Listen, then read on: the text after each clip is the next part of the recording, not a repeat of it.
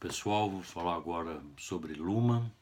É, Luhmann é um autor complicado, um grande sociólogo do direito, um jurista e que escreveu uma teoria chamada teoria sistêmica do direito, que parte de estudos que ele fez com tanto teóricos da sociedade como também teóricos, por exemplo, da biologia, como Maturana, Varela, que vão estudar os sistemas complexos da vida e da organização social.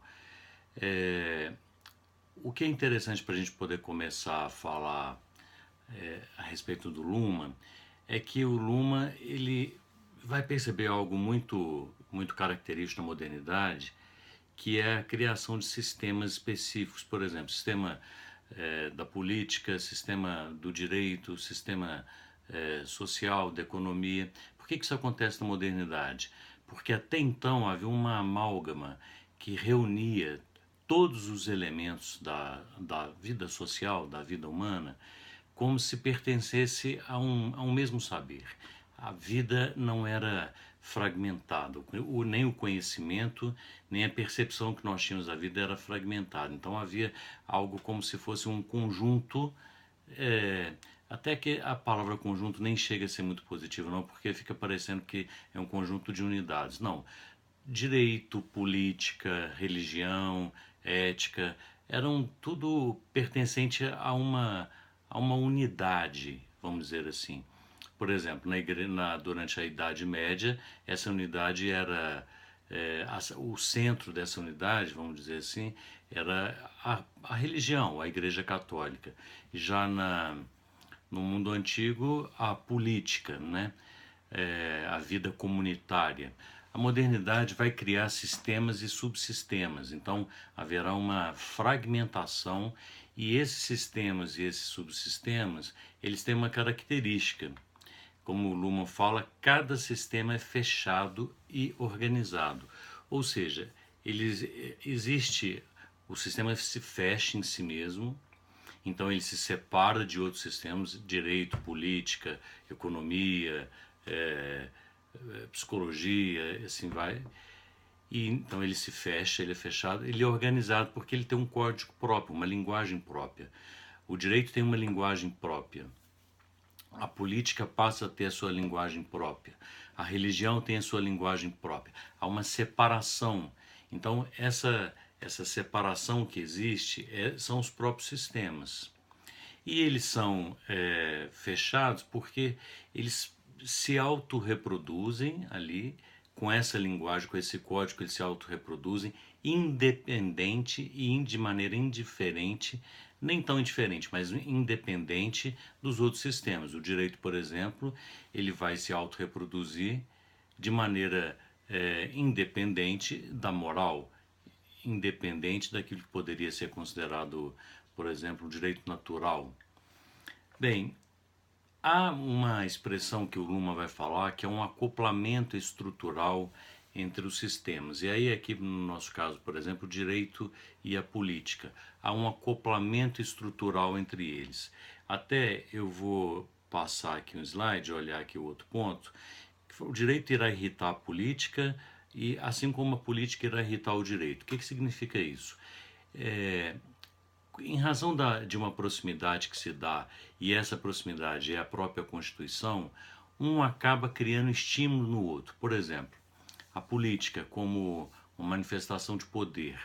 A política pode irritar o sistema do direito no sentido de criar estímulos, e esse estímulo vai transformar um pouco aquele código ali, depois ele se reorganiza, e essa irritação vai criar uma produção normativa de uma nova lei, por exemplo. Vamos supor que alguma pressão política que a sociedade esteja fazendo para mudar algumas questões que está havendo, vamos supor assim, uma insatisfação com relação à insegurança e corrupção. E aí então essa questão política, a mobilização política, acaba transformando o código jurídico. Por quê? Porque essa pressão política vai gerar no próprio direito uma transformação interna, criando novas leis, leis talvez mais severas no combate à corrupção, para garantir a segurança. É isso que é o acoplamento estrutural. A Constituição é o produto de um acoplamento entre os sistemas do direito e da política, está escrito aqui. O direito também tem uma função de estabilizador de expectativas sociais de comportamento.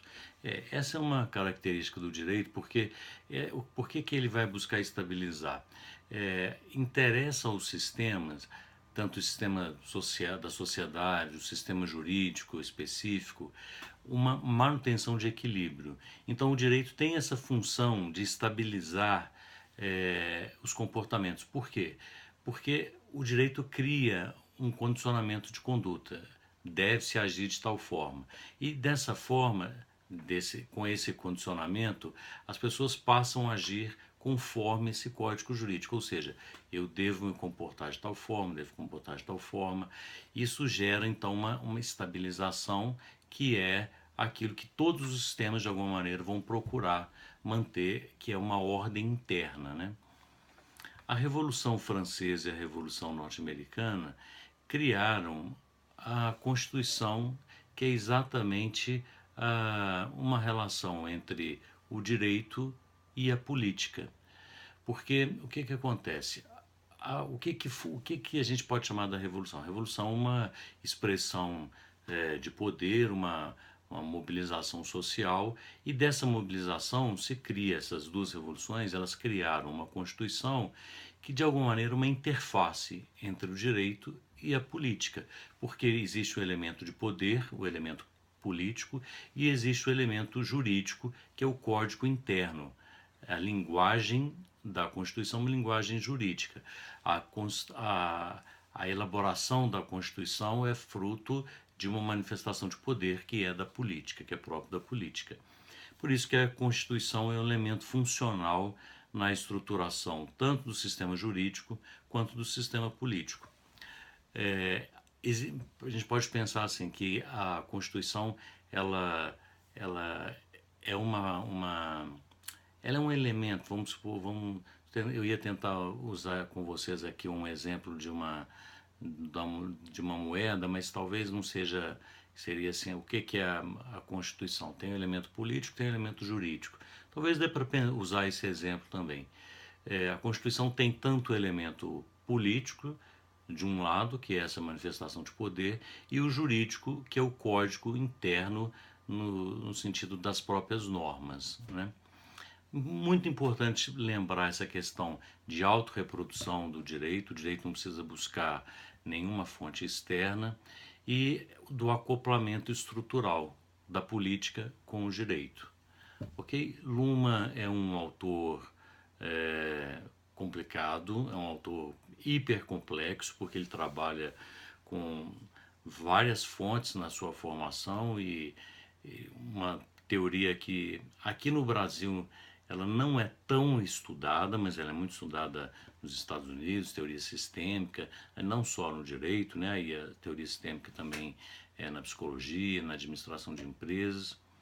Bom, mas isso que eu falei com vocês aqui é razoável, satisfatório para o que a gente precisa nesse momento, ok? Próximo autor, acho que é Peter Haberle, que a gente vai ver.